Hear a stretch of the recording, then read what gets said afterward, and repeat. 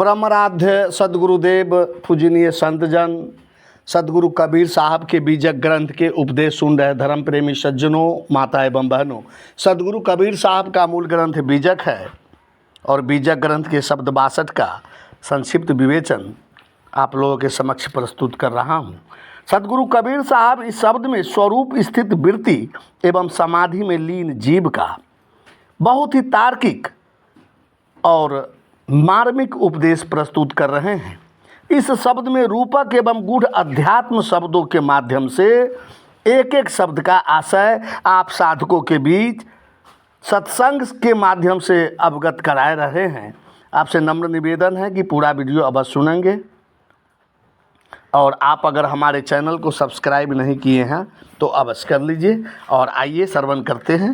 कहते हैं, माई मैं दूनु कुल उजियारी, सासु ननद पतिया मिली बंधिलो, भैंसुर पड़लो गाड़ी, जारो मांग मैं तासु नारी की, जिन सरबल रचल धमारी, जना 5 कोखिया मिली रखिलो, और दुई और चारी, पार परोसिन कर गलेबा, संगहि बुद्धि महतारी, सहजे बपुरे सेज बिछावल, सूतल मैं पाँव पसारी, आबो न जाबो मरो न जीवो, साहब में टल गाड़ी, एक नाम मैं निज के गईलों, ते छूटल संसारी, एक नाम मैं बद के लेखों, कह कबीर पुकारी। सतगुरु कबीर साहब जो इस शब्द का उपदेश दे रहे हैं उसे सबसे पहले मैं रूपक के माध्यम से आप लोगों के समक्ष प्रस्तुत कर रहा हूँ, फिर उसके आध्यात्मिक आशय को आप समझेंगे।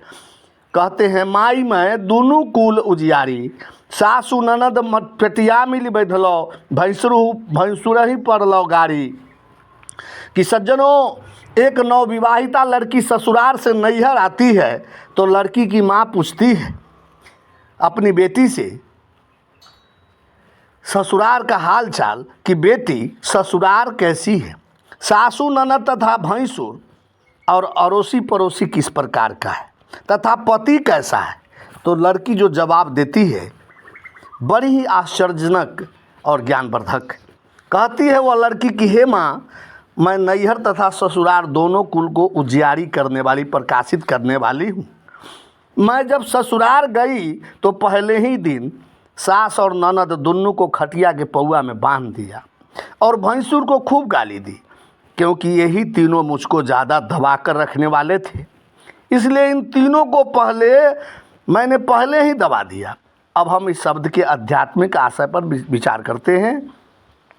माई है चेतना, आत्मा, तथा सासु ननद है संशय और कुमति, तथा भैंसुर है अहंकार। इस पद का आशय है कि स्वरूप में स्थित वृत्ति अपनी आत्मा से कहती है कि हे माता, मैं व्यवहार तथा परमार्थ दोनों क्षेत्र को उज्जवल बनाने वाली हूँ, इसलिए जब मैं स्वरूप स्थित ससुराल में गई अर्थात साधना में मैं जब लीन हुई तो संशय और कुबुद्धि रूपी सास और ननद मेरी समाप्त को स्थिति की बिछावन पर ही बांध दिया तथा अहंकार रूपी भैंसुर को तिरस्कृत कर दिया। साधकों, जब मनोवृत्ति समाधि में लीन हो जाती है अर्थात तो स्वरूप में स्थित हो जाता है, तब मन निर्मल और शांत हो जाता है तथा परमार्थ और व्यवहार दोनों उज्जवल हो जाता है। उसका सारा संशय और कुबुद्धि नष्ट हो जाता है, सारे भोगों की चाहना समाप्त हो जाती है तथा अहंकार उसके इर्द गिर्द नहीं टिकता। वह समझ जाता है चेतना स्वरूप ही परम तत्व है। अहंकार बहू के पति का बड़ा भाई अर्थात ज्येष्ठ पुत्र होता है जो सबों को नचाता है। अहंकार बस कहता है मनुष्य कि यह शरीर मेरा है, घर मेरा है, जमीन मेरा, जायदाद मेरा, अर्थात ये तेरा मेरा ही अहंकार है।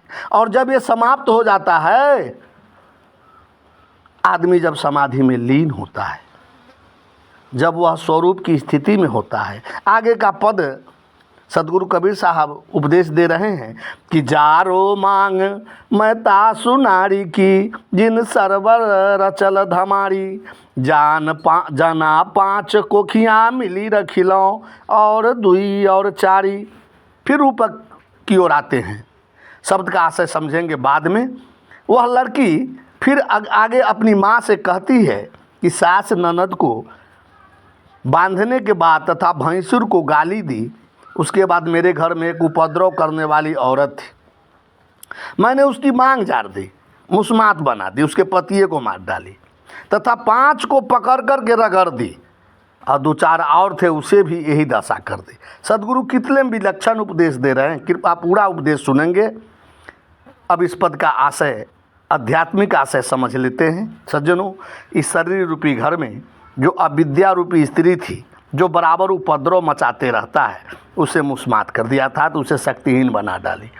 तथा 5 जो ज्ञानेंद्रियां, आँख, कान, नाक, जीभ तथा चमड़ी है, उसे बस में कर लिया, उसे पेट में ही खा लिया। जना 5 कोखिया मिली रख लो, और 2 और 4। और ये 2 और 4 मनुष्य की शुभ तथा अशुभ कर्म वासना है, और 4 मन, चित्त, बुद्धि और अहंकार, इसका भी मैंने समन कर दिया। मनुष्य का अंतःकरण विशाल सरोवर है, इसमें उपद्रव मचाने वाली अविद्या है, जिसे मैं स्वरूप लीन होकर नष्ट कर दी। अविद्या के कारण ही मनुष्य के मन में उपद्रव मचा रहता है। जना 5 कोखियाँ मिली रखिलो से तात्पर्य है कि 5 ज्ञानेंद्रियों को बस में करना स्वरूप ज्ञान से ही संभव है।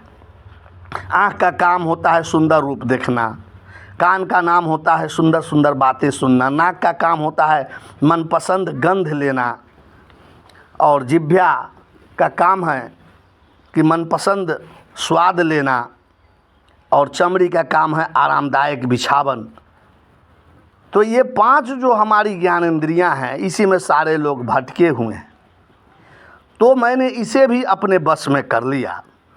वीडियो थोड़ा लंबा होगा, परंतु वीडियो अवश्य सुनेंगे। निश्चित रूप से आत्मज्ञान का अच्छा उपदेश सदगुरु यहाँ दे रहे हैं।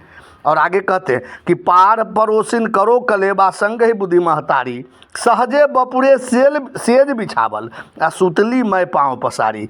फिर ऊपर समझते हैं, वह लड़की आगे माँ से कहती है कि पास पड़ोसिन हमें परेशान कर सकती थी, हमें भय था, इसलिए पास पड़ोसिन को मैं पहले जलपान ही कर ली। अब रह गए मेरे पति देव, बेचारे बड़े ही सहज और भोले भाले थे।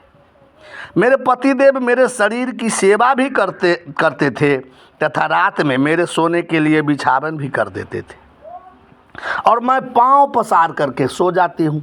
इसलिए हे माता जी, मेरे ससुराल बहुत अच्छी, चैन की बंसी बजती है वहाँ।